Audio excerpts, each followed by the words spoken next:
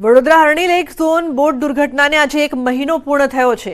1 મહિના બાદ પણ રાજ્ય સરકારે તપાસનો રિપોર્ટ જાહેર નથી કર્યો। કલેક્ટરે સરકારને રિપોર્ટ સોંપ્યો, છતાં હજી સુધી કોઈ ઠોસ કાર્યવાહી નથી થઈ। મૃતકોના પરિવારજનોને ન્યાય મળે તે માટે એક સામાજિક કાર્યકરે અનોખો વિરોધ નોંધાવ્યો। અતુલ ગામેચીએ હરણી લેક ઝોન ફરતે જમીન પર આડોટીને વિરોધ નોંધાવ્યો। સરકાર પાસે દોષિતો સામે કડક કાર્યવાહી કરવાની માંગ કરી છે। જે રીતે જોવા જઈએ તો વડોદરા મહાનગરપાલિકા દ્વારા હાલમાં બે નાની માછલીઓ પર કાર્યવાહી કરી છે અને મગરોને છોડવાનો પ્રયાસ કરવામાં આવ્યો છે।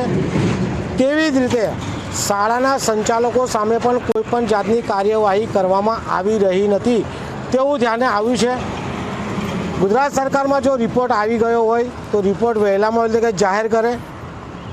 રિપોર્ટ જાહેર કરવાથી ખબર પડશે કે કોની પર ગાડીઓ કસાયો છે। રિપોર્ટ જાહેર નથી કરતા તો ક્યાંક એવી શંકા કુશંકા સેવાઈ રહી છે।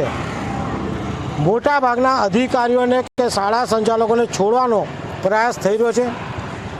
વડોદરા શહેર સંસ્કારી નગરીમાં જે બનાવ બન્યો છે એ બનાવને જાહેર કરે, રિપોર્ટ જાહેર કરે અને વડોદરા શહેરનું નામ વધુમાં વધુ આગળ રાજ્ય સરકાર લાવે તેવી અમારી માંગ છે। ખાનગી શાળાઓનો આરટીઈના એડમિશન રદ કરાવીને ગરીબ બાળકોની જગ્યાએ માલેતુજાર બાળકોને એડમિશન આપવાનું કૌભાંડ સામે આવ્યું। સરકાર દ્વારા 2009માં સારું શિક્ષણ આપવા માટે બિન અનુશાસિત શાળાઓમાં 25% સીટ આપવા માટેનું પ્રાવધાન કરેલ હતું। તેના બદલે નામાંકિત શાળાઓ ગોઠવણ કરીને ગરીબ બાળકોનું એડમિશન રદ કરી તેના બદલે મસ્ત મોટી ફી લઈને અન્ય બાળકોને એડમિશન આપતા હોવાની વિગત સામે આવી। જે અંગે ગુજરાત કોંગ્રેસ સમિતિએ મુખ્યમંત્રીને દરખાસ્ત કરી હતી કે આરટીઈના ગરીબ બાળકોની જગ્યામાં તેને લગતી યોગ્ય ધરાવતા ગરીબ કુટુંબના બાળકને જ એડમિશન મળવું જોઈએ। સરકારી શાળામાં ટોપ પરિણામ આવતા બાળકોની આ જગ્યા પર પહેલો હક મળે તે પ્રમાણેનો પરિપત્ર કરવા અનુરોધ કર્યો હતો।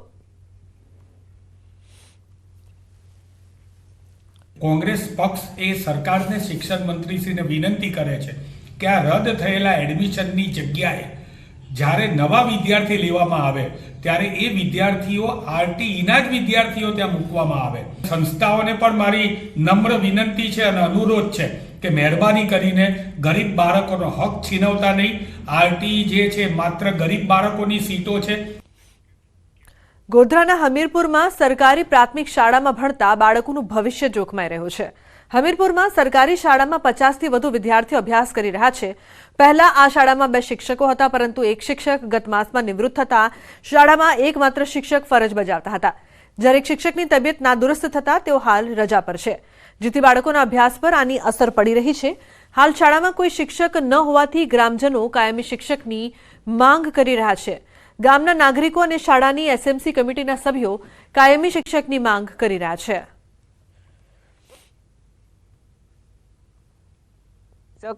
આવતા હતા પણ એમને બીમાર થઈ ગયા છે 6 મહિનાથી, એટલે અહીંયા પૂરતો અભ્યાસ મળતો નથી છોકરાઓને। એટલે અહીંયા અમારી માગણી એ છે કે અહીંયા કન્ટિન્યુ એક શિક્ષક જોઈએ અમારે। એસોસિએશનની સભ્ય છું અને અમારા નિશાળમાં સાહેબ બીમાર છે એટલે આવતા નહીં। 1 થી 5 ધોરણ સુધીનું સ્કૂલ છે, એમાં સાહેબ આવતા નહીં એટલે વિદ્યાર્થીઓને ભણતર બગડી રહ્યું છે। અહીંયા શિક્ષકની સમસ્યા છે અમારે। હરરોજના માટે પહેલાં 10મા મહિનાની 31 તારીખે 2 શિક્ષક હતા, પણ રિટાયર થયા પછી 1 શિક્ષક છે। પણ રોજના રોજ એક શિક્ષક દરેક ગામમાંથી દરેક સ્કૂલમાંથી અહીંયા આવે છે, તો બાળકોનું ભવિષ્ય બગડે જ છે। સ્કૂલમાં નવા સાહેબ આવે છે, અલગ અલગ ભણાવે છે, પણ ભૂલી જાય ઘરે। રોજ અલગ અલગ સાહેબો બનાવે, એટલે તો અમે એવી માગણી કરી છે કે અમને કોઈ નવા શિક્ષક આવે। સ્ટેચ્યુ ઓફ યુનિટી દેશ વિદેશના પ્રવાસીઓના આકર્ષણનું કેન્દ્ર બની રહી છે। તેવામાં નર્મદા જિલ્લામાં મંજૂરી મળ્યા બાદ એરપોર્ટ વિવાદોમાં ઘેરાયું છે। નર્મદાના તિલકવાડા તાલુકાના ફેરકુવા, રૂપપુરા, ભાદરવા અને સુરવા ગામની વચ્ચેની જમીન પર એરપોર્ટ બનાવવાની મંજૂરી અપાઈ છે। આ એરપોર્ટના કારણે પૂર્વજો તરફથી મળેલી ખેતીની જમીન એરપોર્ટ ફાળવણીમાં જવાના કારણે અહીંના લોકો એરપોર્ટનો વિરોધ કરી રહ્યા છે। આ તમામ ગામના લોકોએ સભા બોલાવી એરપોર્ટ માટે જમીન સંપાદન ન કરવા અંગે પણ ઠરાવ પસાર કર્યો છે। જિલ્લામાં એક તરફ સરકારે નક્કી કરેલ સ્થળ પર એરપોર્ટ બનાવવાનો ગામના લોકોએ વિરોધ કર્યો, તો બીજી તરફ રાજપીપળાના વેપારીઓ રાજપીપળામાં એરપોર્ટ બનાવવાની માંગ કરી રહ્યા છે। રાજપીપળાના વેપારીઓએ કલેક્ટરને આવેદનપત્ર આપી રાજપીપળા શહેરમાં એરપોર્ટ બનાવવાની માંગ કરી છે। એ એરપોર્ટની કોઈ જરૂર નથી અમારે. અમે નાના માણસ છે, ઘોડામાં ફરતા માણસો છે, એટલે અમારે કોઈ એરપોર્ટની જરૂર નથી. એરપોર્ટ બનશે તો અમારી જમીન વિહોણા અમે થઈ જશું. આ જમીન સંપાદન નહીં થવા દેવા માટે પાયાની આજની જે લડત છે તે હાઈકોર્ટ સુધી અમારી બનતે. અમે સરકાર સામે કંઈ કોઈ બાયો ચડાવવા માંગતા નથી. સરકારને એક વિનંતી કરવામાં આવે છે કે આ જમીન અમારી કિંમતી છે અને બીજે ગમે ત્યાં પસંદ કરી લો અને અમને આ રવા દો. એક બાજુ જ્યાં ભાદરવા કને જમીન સંપાદન કરેલ છે તે ત્યાંના લોકો વિરોધ કરી રહ્યા છે, તે અહીંના વેપારીઓ એરપોર્ટની માંગણી કરી રહ્યા છે. તો સરકારશ્રીને અમારે એ વાત પહોંચાડી છે કે રાજપીપળામાં જગ્યા છે, તમારો ખર્ચો પણ ઓછો થશે, તો રાજપીપળામાં એરપોર્ટ લાવો. સ્ટેચ્યુ ઓફ યુનિટી આવ્યા બાદ સ્ટેચ્યુ ઓફ યુનિટી પર આવતા પ્રવાસીઓ માટે અનેક સુવિધાઓ કરવામાં આવે છે, પરંતુ વાત કરી રહ્યા છે નર્મદા જિલ્લાના સ્ટેચ્યુ ઓફ યુનિટી આવ્યા બાદ એરોડ્રામની. જે એરોડ્રામ છે રાજપીપળા શહેરમાં પહેલાં એરટ્રીપ મંજૂર કરવામાં આવી અને જેની ગ્રાન્ટ પણ આવી ચૂકી હતી.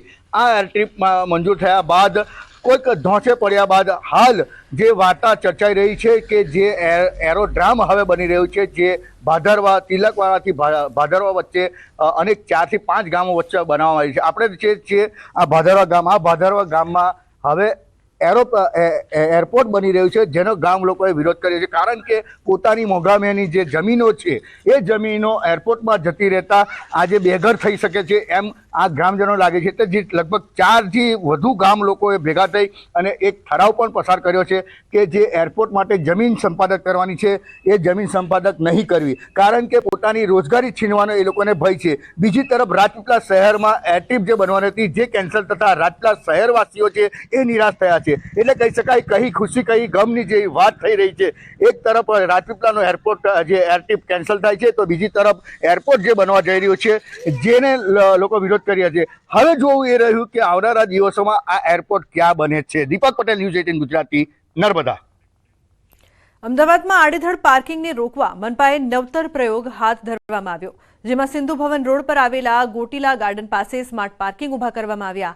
આ પાયલોટ પ્રોજેક્ટ હેઠળ 5 કાર માટે સ્માર્ટ પાર્કિંગ બનાવવામાં આવ્યા, જેમાં સ્માર્ટ પાર્કિંગમાં પાર્ક કરેલી કાર પાસેથી 4 મિનિટ સુધી પાર્કિંગનો કોઈ ચાર્જ વસૂલવામાં નહીં આવે, જે બાદ નિયત કરેલ રકમ કાર ચાલકે ભરવી પડશે. 4 મિનિટ બાદ પાર્ક કરેલ કાર ઓટોમેટિક લોક થઈ જશે અને જે તે કાર ચાલકે સ્કેન કરીને પેમેન્ટ કર્યા બાદ જ પાર્ક કરેલી કાર કાઢી શકાશે.